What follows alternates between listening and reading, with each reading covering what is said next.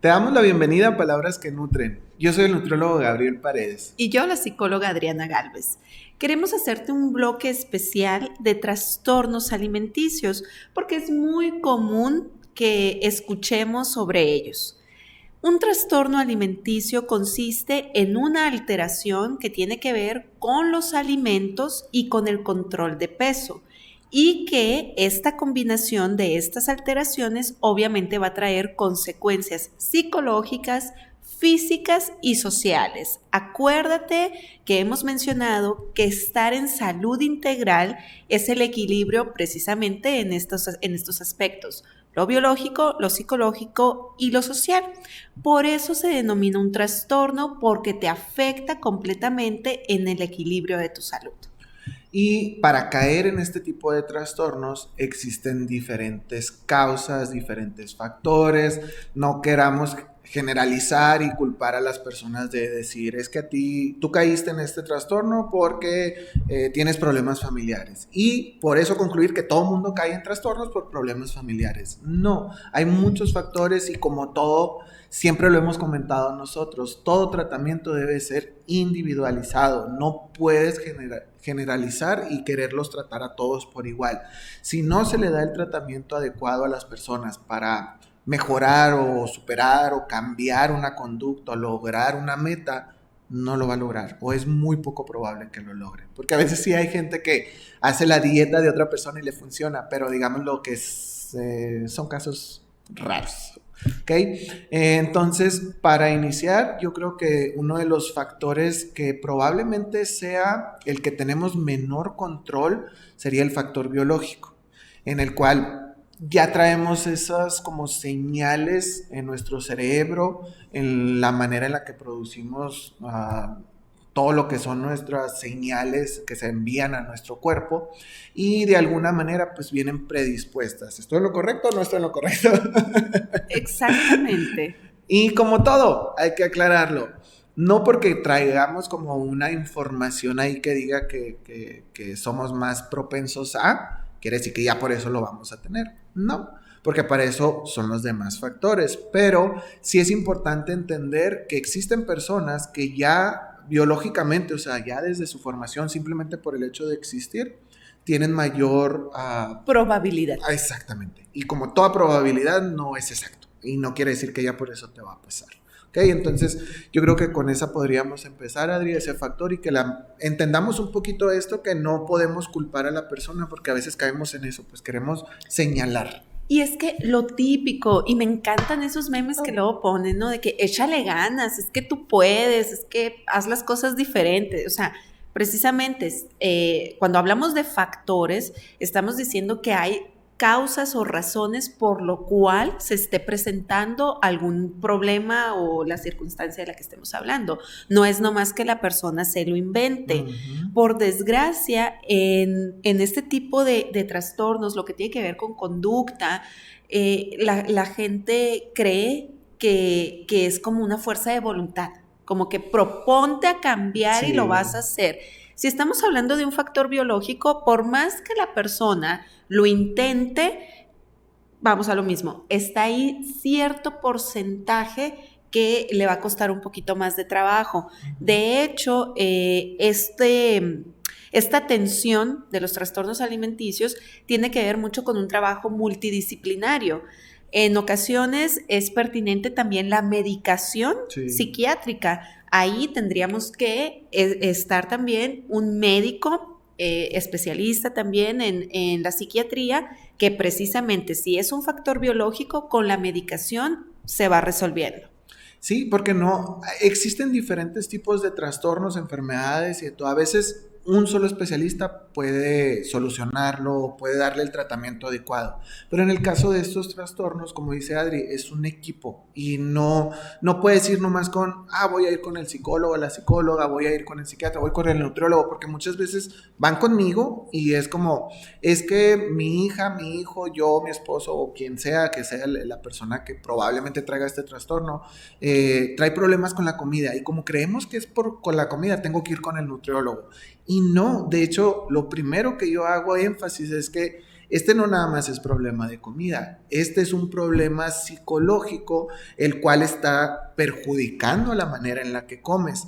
Entonces, no puedo yo ayudarle a la persona nomás a comer bien o a aprender a comer, si de todas maneras ahí va a estar el foquito o las señales en su cerebro que no han sido tratadas. Pues entonces sí es muy, muy importante que entendamos que en el caso específico de los trastornos alimenticios, el tratamiento es en un equipo de varios especialistas. Ahorita Adri dijo psiquiatra, nutriólogo, psicólogo.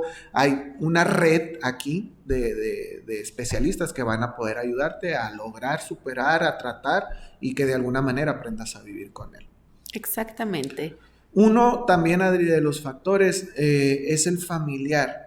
¿Cómo influye la familia para que una persona desarrolle este tipo de conductas? No sé si tú quieras aquí hacer un... Fíjate que ahorita que lo mencionaste, vino así a mi cabeza una canción de Joaquín Sabina y Serrat que dice: familia es madre de mis fobias y de mis filias. Entonces, a veces la familia influye mucho para el desarrollo de ciertas conductas o ciertos trastornos, y no porque sean conscientes. O sea, esto no se trata de decir lo mismo, ¿no? Ay, pues eres culpable Señalar. Y por eso me está pasando esto. No, para nada. De hecho, las familias pues regularmente no saben o no se están dando cuenta que en realidad eso puede estar afectando. Correcto, de hecho, en el caso de los padres, a veces cuando son demasiado estrictos, cuando ejercen demasiada presión en comportamientos de los hijos, que pueda decirle, es que tienes que ser el mejor, le crean expectativas en las cuales a veces no son viables o alcanzables. Recuerden que cada persona tiene aptitudes y de alguna manera eres mejor para algunas cosas que para otras, y el hecho de que te estén diciendo, por ejemplo, tienes que ser muy bueno en matemáticas y literal no se te dan. Hay gente que de plano no se le dan los números, y eres muy bueno a lo mejor en español, en historia, o sea, tu conocimiento, tu habilidad va para otro lado, pues, y ese tipo de presión puede ser una manera en la cual no logres entender y controlar tu comportamiento, y de alguna manera pues empiezas a querer controlar, porque parte de los trastornos alimenticios es querer controlar una situación. En este caso quieren controlar la comida. En un principio creen tener el control. El trastorno se convierte o se manifiesta o se convierte cuando pierden el control. Ahí es el momento en el cual ya caes en un trastorno. Entonces, cuando existe este tipo de presión, normalmente la persona... yo estoy poniendo el ejemplo ahorita de los padres cuando ejercen demasiada presión a los hijos, ¿no? De alguna manera los hijos buscan tener como no pueden controlar otra situación, o sea, no pueden controlar la presión de los padres, la escuela, cualquier otro lugar, buscan el control en la comida. Entonces, era lo que les decía en un principio, creen tener el control en algo y se convierte en un trastorno cuando pierden ese control. Entonces hay que tener mucho cuidado de cómo tú como figura paterna, o ya sea papá, mamá, o en este caso que tengas a alguien a tu cuidado, no decirle, por ejemplo, no llores, que también puedan expresar sus emociones, ¿no? Exactamente, Gabriel. Eso es también una clave. Por desgracia, en algunas familias no se permiten las expresiones emocionales, que también hemos hablado mucho de eso en Palabras que Nutren. Y en el momento que la persona no puede expresar lo que está sintiendo, hagan de cuenta que la emoción tiene que salir de alguna manera. Y muchas de las ocasiones es desarrollando precisamente algún tipo de trastorno. Y muchas de las ocasiones, Gabriel, no es nada más inmediatamente el trastorno alimenticio, sino previo hubo una ansiedad, previo hubo quizá un episodio así de alguna compulsión. ¿Qué es una compulsión? Alguna conducta repetitiva de algo. Entonces ahí es donde ya se empieza a desarrollar y donde empezamos entonces a caer precisamente en otro de los factores de riesgo, que es el psicológico. Y aquí ya estamos hablando de algo, yo creo que un poquito más complicado, porque una de las razones por las cuales estas personas caen en un trastorno es porque tienen una expectativa ¿cómo se le puede decir? Inalcanzable o no realista. O sea, no es algo que vayas a lograr. En la cual pudiera ser ya de, por ejemplo, la apariencia física. O sea, quieren una expectativa en la cual no sería algo realista. Otra, también que me ha tocado mucho a mí, Adri, es con la comida. Por ejemplo, la presión, no sé cómo funciona ahí su cerebro en el sentido de no puedo comer tanta cantidad de alimento porque de ahí ya me va a perjudicar. O sea, me pongo un límite, ¿no? Tengo que comer 100 calorías al día, tengo que hacer estas cantidades de alimento nada más en el día, o caigo en la obsesión de solamente comer una sola cosa. También ese sería como otro de los problemitas ahí psicológicos que yo en ocasiones me ha tocado a mí ver que presentan estos pacientes. Y regularmente uno de los principales factores en este del que estamos hablando es precisamente la autoestima. O sea, Okay. no me siento bien con lo que tengo o me exijo demasiado, precisamente lo que dices, que no alcanzo a visualizar también mis habilidades, no alcanzo a visualizar las otras cosas que también son efectivas, que también me hacen ser exitosa o lo que tú quieras.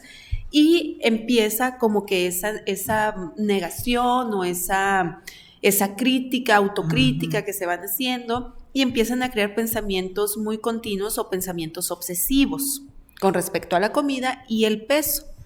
Que no te sientes como capaz, ¿no? Exactamente. Al principio lo veíamos, ¿no? Que tiene que ver con el control de peso. Entonces, regularmente también eso nos va a llevar precisamente a buscar conductas que nos van a, según esto, a mantener Ayudar. el control. Ajá, sí. Entonces, acuérdense, yo creo que ahí la palabrita sería como, bueno, esto es palabras que nutren, entonces la palabrita que nos pueda ayudar sería esa: se pierde el control, pierdes como la realidad de lo que está pasando en ese momento, entonces ahí caes en un trastorno. Otro, Adri, yo creo que este es el que más nos perjudica a todos, porque probablemente, ahorita que decías, tengo buena autoestima, y este factor me la puede quitar. O sea, puede de una manera ser el causante de que mi autoestima se vea perjudicada, o sea, mi realidad se vea perjudicada, que es el factor social. Cómo la sociedad, nuestro entorno, todo lo que tenemos a nuestro alrededor, nos crea una idea de lo que es la apariencia física o la manera correcta de comer o el cuerpo perfecto. La belleza. Exactamente. Entonces, este tipo de factor, yo creo que, hablando de los otros, o sea, un factor biológico, probablemente traigas la predisposición, perdón, y llega un factor biológico y es el que lo desencadena. O volvemos a otro, es como factor familiar. A lo mejor tu familia pues es ejemplar o lo que sea, pero llega un factor social y tumba todo, ¿no? Y el otro, un factor psicológico, como decía ahorita Adri, de que nos decía, de la autoestima, de tu seguridad, tu manera de ser, tu manera de desenvolverte. Llega un factor social y ¡pum!, lo tumba completamente. ¿A qué nos referimos con un factor social? Por poner ejemplos, la publicidad, lo que vemos en la televisión, en redes sociales, en este tipo de entorno que todos tenemos, obviamente, pues en la exposición. ¿Cuántas veces en una revista no vemos a una persona con una apariencia ya muy estándar? Es como que si no caes en ese estereotipo, pues no vas a aparecer. Entonces, ese sería como un factor social que ya a ti te está vendiendo una idea de cómo debes de ser tú físicamente. Y si no caes en esa imagen, automáticamente ya no te sientes capaz, ya no te sientes bella o guapo. Entonces, este tipo de factores, siento yo, Adri, corrígeme si no, que es el que más repercute, el que más poder de alguna manera tiene. Y fíjate que ahorita que mencionas los ejemplos de factor social, aquí yo me regresaría también un poquito a la familia, porque la familia también tiene su repercusión social. O sea, la familia de hecho se define como la célula o el núcleo de la sociedad. Y aquí me refiero que a veces se hacen comentarios como, ¿vas a servirte más? ¿Vas a comer más? Pero o sea, algo relacionado a eso. Esos comentarios van afectando mucho, que como decías, repercute en lo social muchísimo, pero aquí también entra factor familiar definido como social. Okay. O sea, ya comiste demasiado, ¿sabes qué? Vas a engordar, o incluso hay familias que lo dicen abiertamente, es que estás muy gorda, ya no vas a comer más, o estás muy gordo, lo dicen abiertamente, sí. Y no sabemos cómo esas palabras están perjudicando a esa persona, porque entro a las redes sociales y veo estas figuras estándar que mencionas, Gabriel. Me dicen por otro lado, mi familia eso, mis amigas probablemente solamente hablan de dietas, y imagínense todo el bombardeo que está teniendo una persona, y le agregamos les decía, probablemente una sensación de ansiedad, una sensación así de depresión, donde la persona también esté con los pensamientos como más vulnerables y las emociones también vulnerables, es muy fácil caer en un trastorno de alimentación. Y ahorita que nos decías, Adri, de lo que es la imagen que nos venden, también démonos cuenta cómo lo cambian. A veces hacen series autobiográficas o no sé, alguna película de algún personaje que haya tenido, pues, de historia, por así decirlo, ¿no? Y ves su imagen y no tiene nada que ver con la imagen del actor o la actriz que lo está representando. A veces la persona de la cual se está hablando tiene una apariencia física que no entra en el estándar de belleza, entonces se cambia. ¿Y qué es lo que decimos? Pues es como, creemos que volvemos a lo mismo, pues nos venden esa otra imagen de cómo tienes que ser para poder inclusive incluso que hagan una película, una serie o algo de ti que esté representado en una imagen. O sea, ese también es como algo que empieza de alguna manera a repercutir. Hay un caso, Adri, que en una ocasión me tocó hablar de una persona que incluso yo creo que varios se van a acordar de él. Es un delincuente que su fotografía, cuando ya ves que te toman foto, pues cuando te llevan a la cárcel y todo esto que te hacen, pues el chequeo y eso, se viralizó. Incluso llegó como el preso más guapo del mundo, no sé qué, y empezó así, ¿no? Y luego, no sé si cumplió condena o cómo estuvo ahí la situación, pero el caso es que cuando ya salió, le dieron contrato de modelo. O sea, fue tan así que llegó a ser modelo y pues empezó a ganar no sé si millones o lo que sea, pero, o sea, el punto es que de una situación mala, quedémonos con esto, él empezó o cayó a la cárcel por un delito. No recuerdo cuál fue el delito, pero él cayó en un delito, porque su imagen que se viralizó fue esa de la que te toman ahí de los separos. De ahí se volvió modelo. Entonces, ¿qué es lo que nos dice aquí? Que tú, aun cuando seas un delincuente, si cumples los estándares de belleza, no pasa nada. O sea, se te va a perdonar, vas a salir adelante y vas a ser exitoso. O sea, qué feo que como sociedad pueda más o tenga mayor peso tu apariencia física que lo que realizas o lo que haces. Exactamente. Entonces, definitivamente los factores sociales impulsan mucho para querer tener ese estilo de persona, de cuerpo, y obviamente, como están muy alejados, pues ya empiezan a buscar este tipo de situaciones, ¿no? Y yo creo que algo que hace, porque estadísticamente por cada 10 casos, 9 son mujeres y 1 es hombre, ¿no? Y aquí hay que tener mucho cuidado porque se ejerce mayor presión en las mujeres en cuanto al estándar de belleza. Si te fijas, casi siempre es como la mujer tiene que cumplir cierta apariencia física para poder ser exitosa o que se le considere, y un hombre no. En realidad es como incluso hasta te alaban, es como, estás gordito, es que lo dicen de una manera positiva, pero a una mujer nunca se le habla de esa manera. Entonces la presión que ejercemos como sociedad a una mujer es muchísimo más grande, y por eso estadísticamente es mayor la cantidad de casos que son mujer a que sea un hombre. Pues entonces hay que tener mucho cuidado de cómo como sociedad o como, inclusive como persona, también le hablas a otra persona, no sabemos por qué esté pasando, qué es lo que esté sucediendo en su día a día, y probablemente nosotros seamos el causante de que ese trastorno se lleve a cabo, ese efecto. ¿Ok? Esto es Palabras que Nutren. Síguenos en nuestras redes sociales. Te agradecemos por acompañarnos y te esperamos en la siguiente transmisión.